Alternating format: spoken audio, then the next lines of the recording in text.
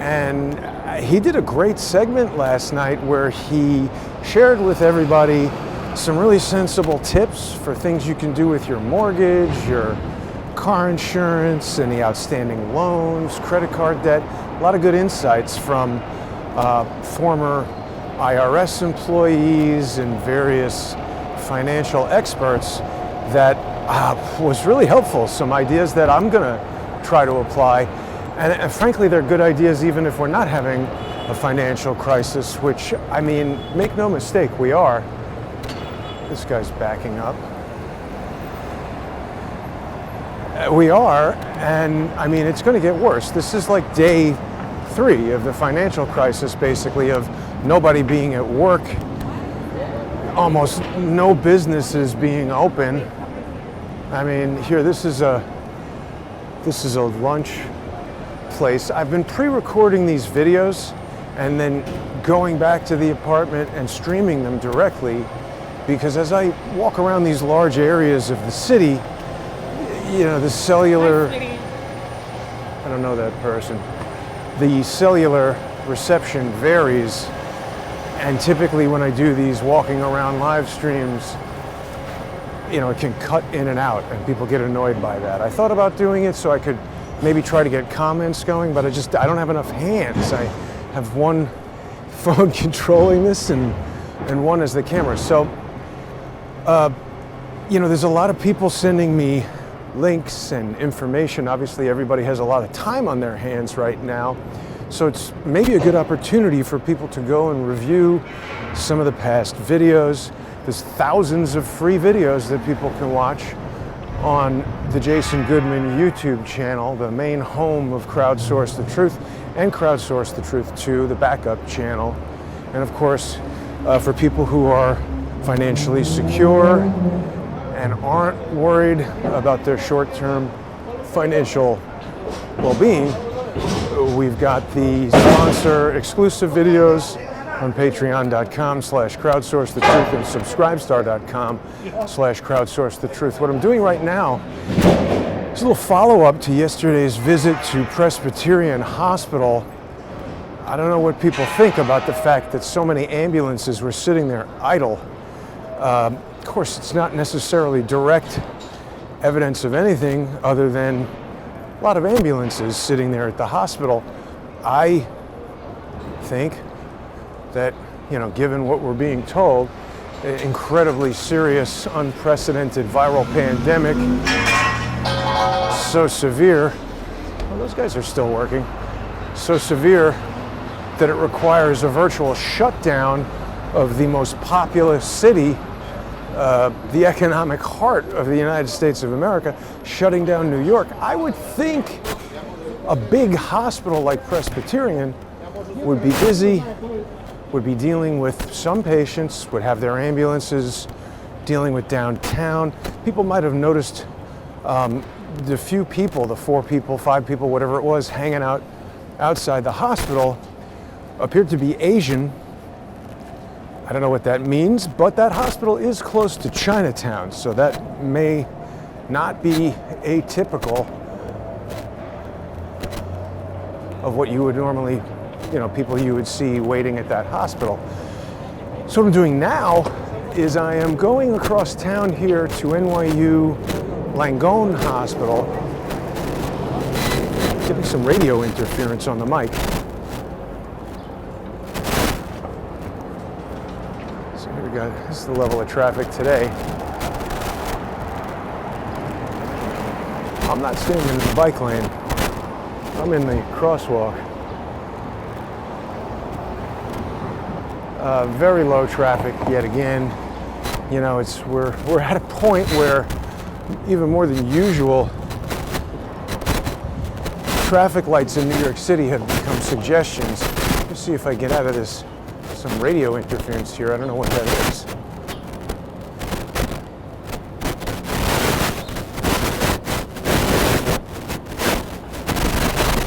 A lot.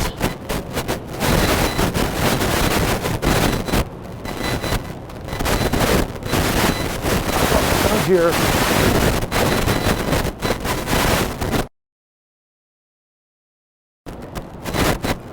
Wow.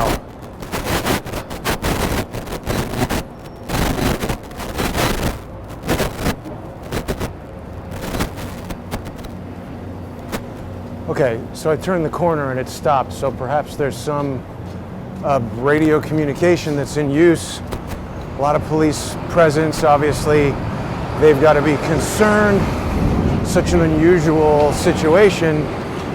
We heard stories that the Philadelphia police announced that they're not going to arrest people for burglary or selling drugs. I mean, even if they did make that decision, why announce that? Isn't that basically just inviting people to burglarize? I mean, that's like an invitation to chaos, it seems. I don't understand that very much.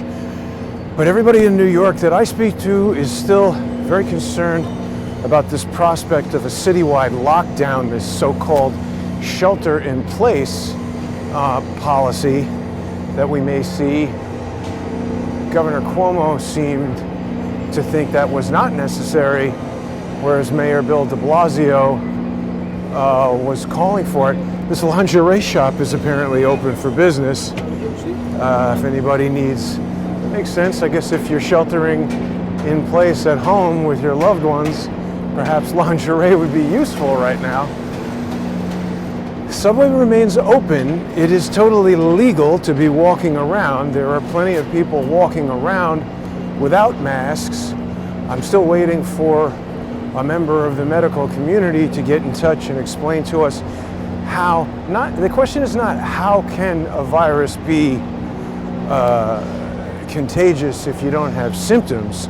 That is a question. I'd like an explanation. I mean, obviously, okay, so before you're showing symptoms, you've got the virus in your body, you wipe your nose, you lick something like a basketball or your hands and touch a basketball or any of the disgusting things that many people often do, and you're transmitting your saliva, oil from your skin, things from the surfaces of your skin, you're getting all over surfaces, you can touch them, you can get them. But if I'm out here walking outside, not touching anything except my own cell phone and this stabilizer, I'm not touching anybody, I'm not sneezing on anybody, I'm not going near any old people or any people with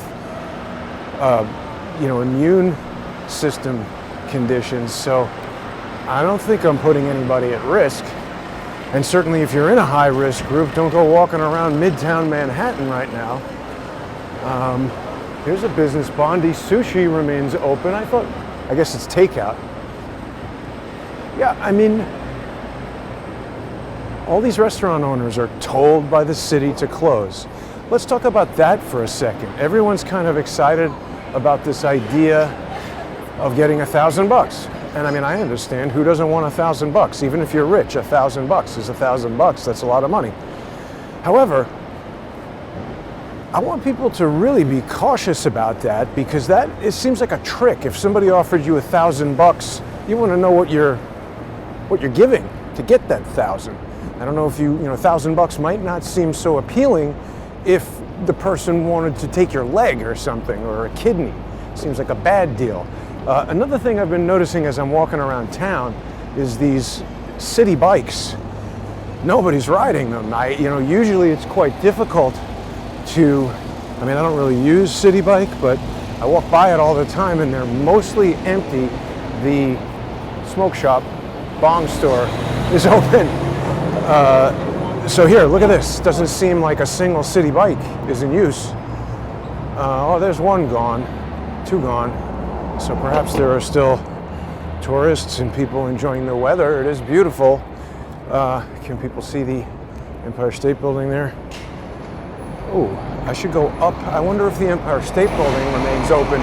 That'll be one of those great New York things that you can do, if you can do it, that would be better with the virus than without, because normally you're waiting hours to get up there.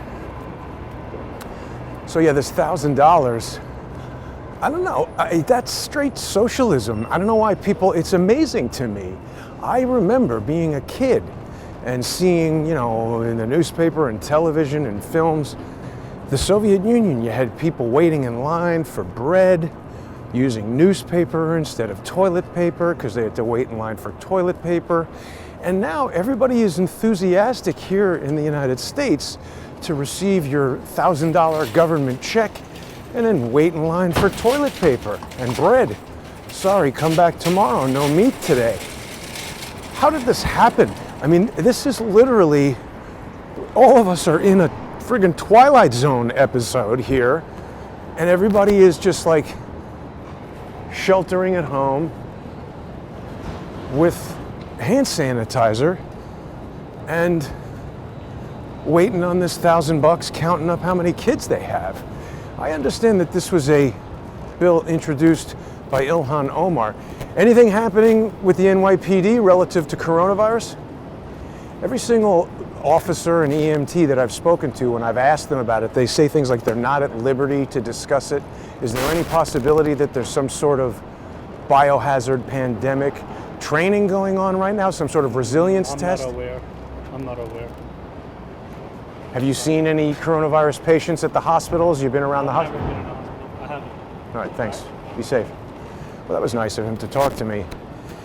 I asked him those questions because if people review the videos from yesterday and the day before, you know, I'm sort of keeping my eyes out for ambulances even before I was going to the hospital and asking them, and it's been a weird response. If you go and look at the first, I think it was the first EMT that I spoke to, or maybe the second one, he was in an FDNY ambulance, fire department guy. We still got Con Edison working, so that's good. We need electricity to stay on, and the buses are still driving. But that's another empty bus right there. I don't know if people can see that. Nobody. Nobody on the bus, huh? Wow. Nobody on the bus. Now, I lost my train of thought and I don't have comments to remind me, so that, what were we talking about? Yeah, socialism, everybody getting the $1,000. I mean, this is not good. This is not good at all. Right, the EMTs. So the FDNY EMT, when I asked him if he'd seen any coronavirus patients, he shook his head no, and he coyly smiled in a way that didn't seem consistent with the response I would expect from an EMT in the middle of a pandemic. Are you guys not worried about coronavirus at all? What's that? You're not worried about coronavirus? They're making you build the building and not stay home? Oh, you work for Verizon? Are we worried? Well, we're all worried. Yeah? We're all worried. We're making... No masks? Where are you You have your filming mask? from? I'm not wearing a mask. This is for my YouTube channel. It's called Crowdsource the Truth on YouTube. Yeah, no, we're all worried. We shouldn't be working. So who's making you work? The union? Yeah, it's just... No, our union is not making us work. Who's? There is no union, and This is I'm not management. But we're all concerned. We're doing precautions as much as we can, and we're just trying to do the best we can. But what is it that you guys are building here? Is this apartment building? Yes, residential. Uh-huh. And so the developer is the one that says come to work despite the virus? No, nobody's saying come to work. We're just open for business. Don't you think that the slowdown of the economy is potentially more damaging overall than the actual viral infection? Seems like very few people are getting sick, but everybody's out of work. That's something to think about. Then the governor's doing his job, right? The more people stay home, the less of a virus that spreads. So we're doing the best we can with what we have, right? But until other higher authorities make a decision on to close down everything, that's what we have to come to work. You trust what they say when they get on TV and tell us what's going on? I do. You think 19? I mean, if we can't trust them, then who can we trust? You think 19 barely trained Muslim pilots got on commercial jetliners and flew them 500 miles an hour into the World Trade Center and collapsed it, or you think something else happened?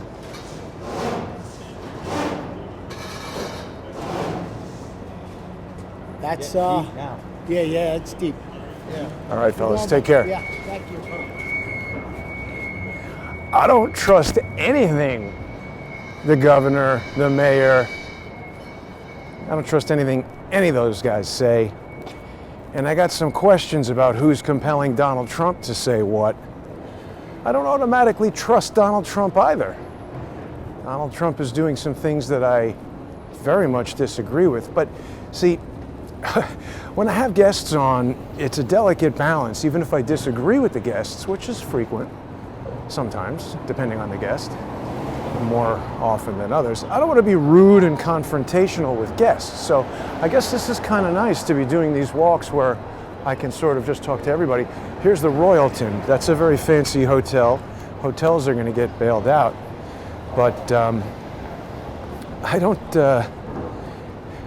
See, I really liked it when Trump was saying that people were overreacting. I think he knows more about this than he's able to say. And if we believe that there are powers that influence the president and Congress and the government that are not elected and are more powerful than they are, then there's someone or multiple someones who has the ability to influence these people. I mean, what if they went to Donald Trump and just said, look, here's what's going to happen. You're pretty smart, you know, you're a stable genius. You beat out the Russia hoax, you beat out the impeachment hoax, but here's a hoax you're not going to be able to beat. There's more radio interference. And maybe they said to him, look, you know, if you don't go along with what we're saying, we're just going to have reporters ask you to take a coronavirus test until you take it. And guess what? We have the ability to make whatever determination we want with regard to the test results. And if they had said that President Trump was positive for coronavirus, you would have immediately seen him taken out of there, put Mike Pence in there. They could have said Pence has coronavirus and put Nancy Pelosi in there. They could have, I mean, we're talking about the concept of this this corona being a genetically engineered, weaponized virus. And people who think that's a conspiracy theory should look into bioengineering and biological weapons. It's a fact that they're making these things. And they're making them at these, you know, viral microbiology labs, institutes of virology like the one in Wuhan. There was an article on PJ Media that I saw this morning. Somebody had retweeted it. That was saying that, you know, this COVID-19 originated in China and it's not racist to blame China. I don't know if it is or isn't racist, but it seems ignorant of certain important facts. Perhaps most important is this Chinese-Canadian scientist who was escorted out of the level 4 virology, you know, biology, whatever lab in Canada. That was Canada's only level 4 microbiology lab.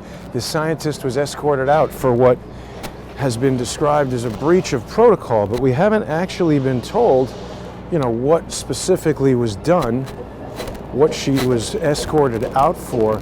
I mean, the police aren't generally escorting people anywhere except for perhaps, you know, the police station to interrogate or arrest you. So I don't know, was the woman arrested or simply escorted out? I don't know when the last time. There's construction work going on there. I mean, it seems to me, unless you're, you know, about to be awarded the key to the city, or you're the president or something, if you're being escorted somewhere by the police or the FBI, that's kind of like being arrested. But you know, this is not some QAnon story or something from 8chan. This was reported by Canadian Broadcasting, the national news media of Canada. They said in July of 2019 that the RCMP escorted a Chinese scientist out of this virology lab, that she had traveled to Wuhan, China, where there's also a level 4 virology lab. But to just automatically jump to the conclusion that that means, okay, I'm on 31st. To just automatically jump to the conclusion that that means that the COVID-19 started in Wuhan, China's biology lab, it's not necessarily true.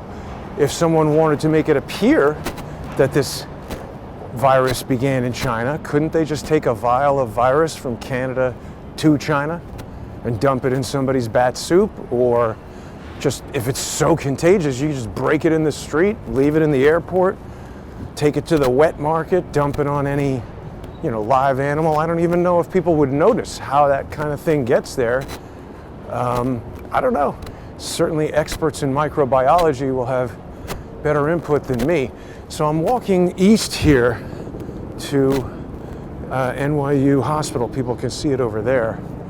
Just gonna do the same kind of thing. Go over to the garage, check out what's happening with the ambulances. A lot of people said to me when they saw the video yesterday that, oh, it's early, you know, we're behind Italy, give it 9 days. It feels like it was more than 9 days ago that we heard about this in Italy. And I don't know, so it's nothing and then in 9 days it's gonna be super overwhelming? I don't know. I also think that the way this is being presented to us, how many times has Dr. Fauci emphasized how much he wants to be seen as overreacting so that when nothing happens, he can be accused of taking appropriate measures that prevented an outbreak? There's a little bit of a logical problem there for me because,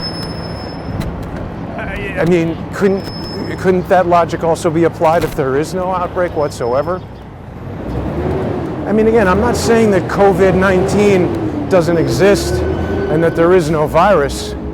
I'm just saying that what we're seeing around in the hospitals and the response from the EMTs and, you know, people who are watching and communicating with Crowdsource the Truth and the other people that I communicate with, Ole and Charles and all, we don't have many people writing say, oh yes, you know, I know someone, my grandparent, my parent, my child, my boss. Nobody's writing to us saying this person or that person has it. And also, miraculously, it was announced that Tom Hanks was released from the hospital. Why are they releasing him if he tested we're positive? I remain so skeptical of that Tom Hanks tweet. That seemed ridiculous to me. And then now we got basketball players have it.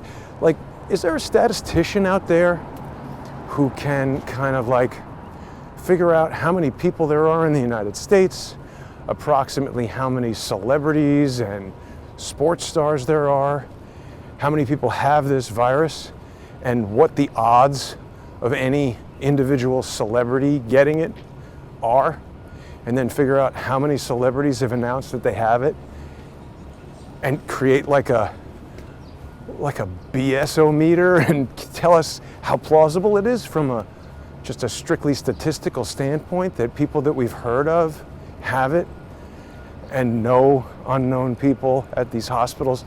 I mean, it seems to me they'd be at the hospital. Okay, another thing that people said, I didn't realize this movie theater was in the way. I think I gotta go down to 30th Street. A lot of people were, and I appreciate this, it is good to explore every angle. A lot of people were saying that maybe the hospital wasn't busy because they're taking patients to FEMA installation type, triage locations, like makeshift hospitals that they've put up in parking lots at Walmart or whatever, except that, we heard the governor talking 2 or 3 days ago saying that that's what they want to build. He didn't say they have that. He said they want the Army Corps of Engineers to show up with tent hospitals or whatever they do and start building these things, because he was, if you just got your information from his Tony Montana press conference,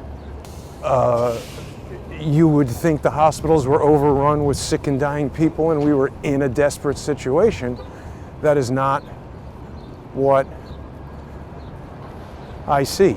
There's a Benihana in this supermarket. I didn't know that. That's strange. This is another part of town that I rarely come over to. If you need to go to NYU Hospital, this is the place. I think that's Rocky, the owner of Benihana. So what happens if you own a chain of restaurants and they all close? Seems like you could be in trouble with that too. So he's bailing out the hospitality industry, but I guess that doesn't include restaurants. How can you bail out every industry? And the casinos? That is the most egregious. I am going to be so disappointed if President Trump gives money, tax money, government money to the casinos.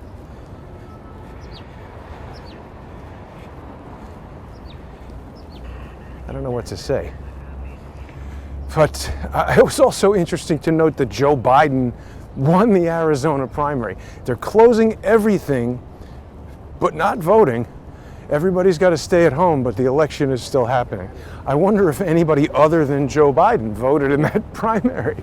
That would be hilarious if Joe Biden was the only guy voting and he still lost. Okay, so here's NYU Langone, and I'm not sure where ambulances arrive here. I've been inside that place, I think,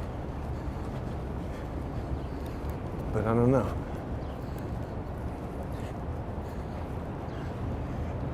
Have you seen a lot of COVID-19 patients in the hospital? A lot of coronavirus? A couple of them. You have? Well, I haven't personally seen them. They tell me they haven't, but we don't go near that area. Thanks. It's interesting, right? So all these people who tell us, oh, my friend's sister has a mother who's a nurse who's working at a place where they said they have patients. How do we know? I don't believe that.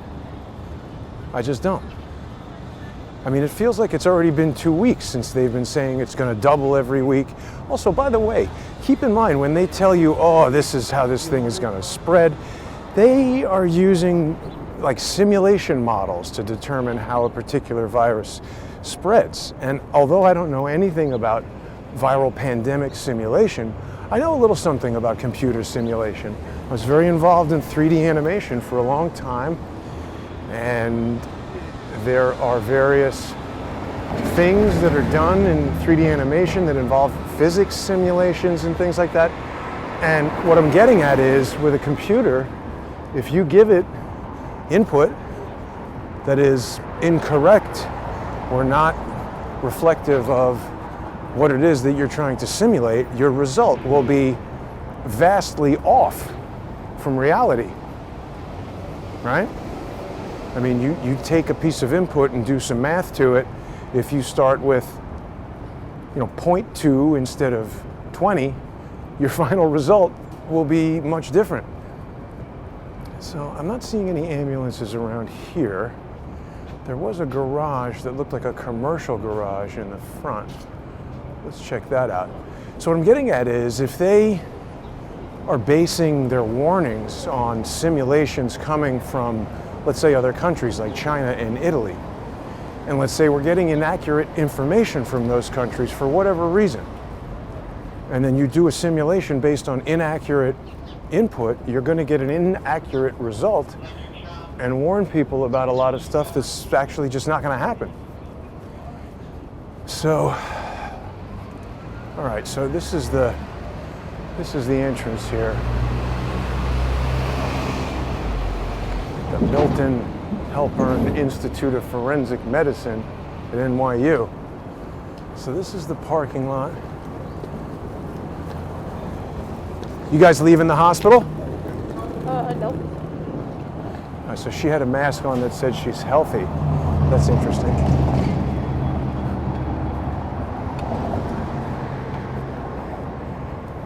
Have you been in the hospital, sir? Have I been in the hospital? Yeah. I was. And do you have coronavirus? Oh, I don't. Sorry? I do not. Did you see anybody in there who had it? Well, there are patients in there for sure. How do you know? I'm a physician. And? We hear. But who did you hear it from? You're a physician. Have you seen any patients with coronavirus? I have not seen anyone. So who do you hear from that they're in there? Who are you for? Are you working with someone? Or? I'm working with you right now. I know, but what's your affiliation? I have a YouTube channel called Crowdsource the Truth. Well, the truth is that there are patients who are sick for sure. But, I mean, you've said that, but you said somebody told you that. How do you know they were telling you the truth? And how accurate is this test where you shove Q-tips down people's throats? I have a good question for you, a serious question. So they're saying that this thing is so contagious that everybody has to stay home and stay isolated. But yet, to test for it, you got to shove first a Q-tip down somebody's throat through the nose to clear out everything in their nose, and then a second one to swab the back of their throat. So if I'm not coughing or sneezing or licking my fingers, if both of my hands are holding these two things and never touch anything else while I'm out here, how am I risking transmitting it if I have no symptoms? It's a very complicated question. But you're a doctor. I think that testing is a really good idea. I think that testing is the one definitive way that people can know whether they have the disease or not.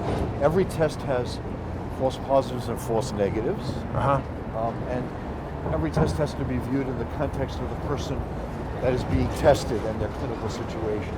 Right. But it is, since there are a lot of other viruses going around Right. in the environment, besides coronavirus, I think it's very important that we distinguish between those viruses, which are benign, and this virus, which has much more adverse prognosis. So I think testing is good, unequivocally good, and that's my opinion.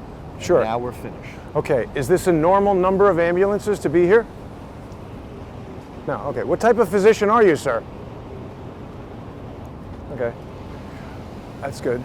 All right, so here we have 1, 2, 3, 4, 5, 6, 7, 8 ambulances and a few more parked over there. I see some empty spaces. It looks like certainly 1 or maybe 2 ambulances could fit there.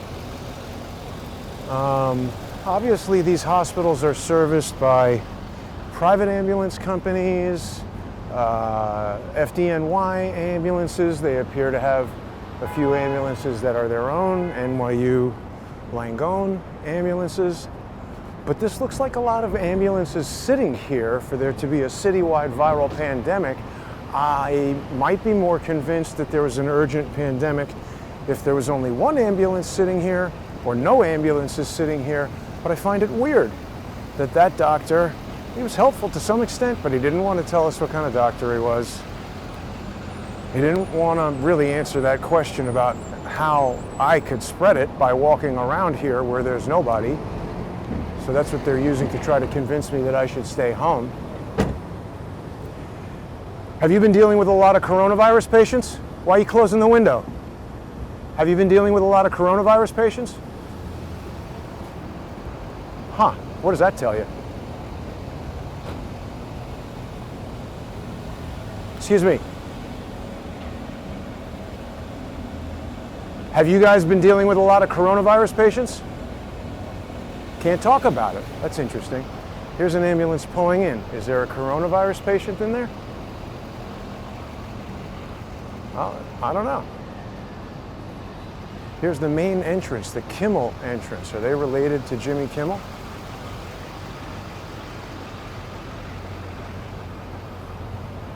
That guy just spit on the street. Have you guys been dealing with a lot of coronavirus patients?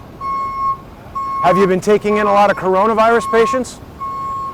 Do you work for the hospital? I do IT. I wouldn't. You just spit on the sidewalk. There's a viral pandemic and you spit on the sidewalk. Sidewalk. What am I gonna? Yeah, but you're not supposed to do that. It can spread the virus if it's a pandemic. Even if it's not, it's disgusting. You shouldn't do that. Have you guys been dealing with a lot of coronavirus patients?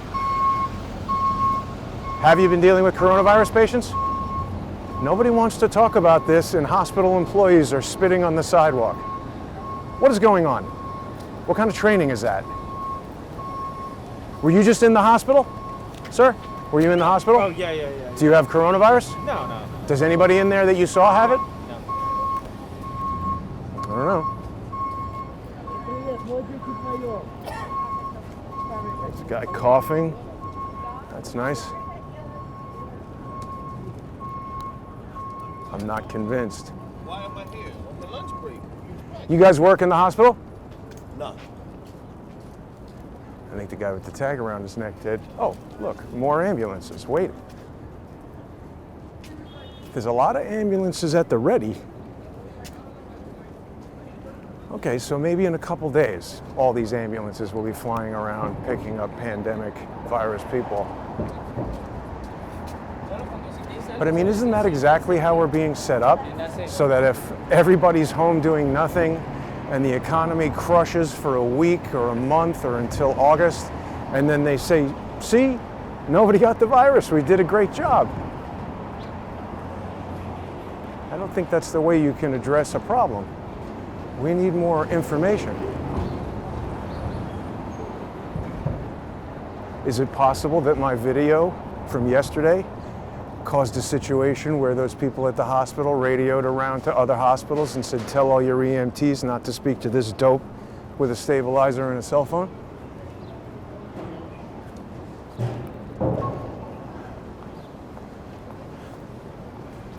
I don't know. These guys work in the hospital. Have you guys been dealing with a lot of coronavirus patients? Have you guys been taking in a lot of coronavirus patients? They don't want to answer. Nobody wants to answer. Do you work at the hospital? Have there been a lot of coronavirus patients going in? Yeah. There have? Have you seen them? No. So how do you know that they're there? It's being reported. By who? Emails. From who?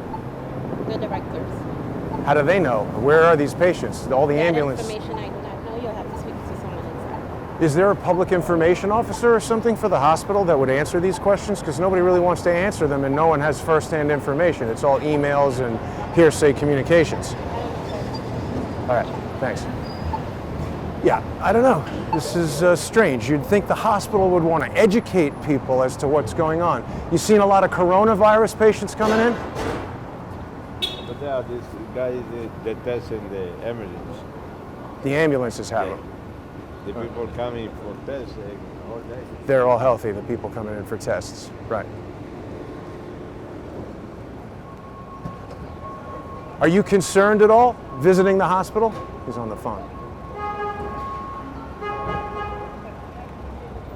Are you concerned at all visiting the hospital amid the viral pandemic? No. Okay. Yeah, I mean, all right, I get it. It's somewhat annoying to be spoken to. Do you work for the hospital? Miss? Do you work for the hospital? How come you don't want to talk to me? I'm just asking if you work for the hospital. Have you seen any coronavirus? ¿Ves tú pacientes de coronavirus? You speak English. Come on. What am I, stupid? You shouldn't walk in the street. You're going to get hit, and then you're going to go to the hospital. I don't know. I do not know, folks. A lot of ambulances sitting around, friendly EMTs, smiling, laughing, not at liberty to discuss. It's interesting.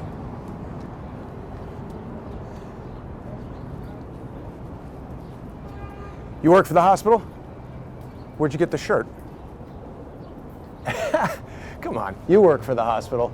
Have there been any coronavirus patients coming in here? You guys are the Institute of Forensic Medicine. How can they determine that the virus is spread by people without symptoms? And don't you want the public to know?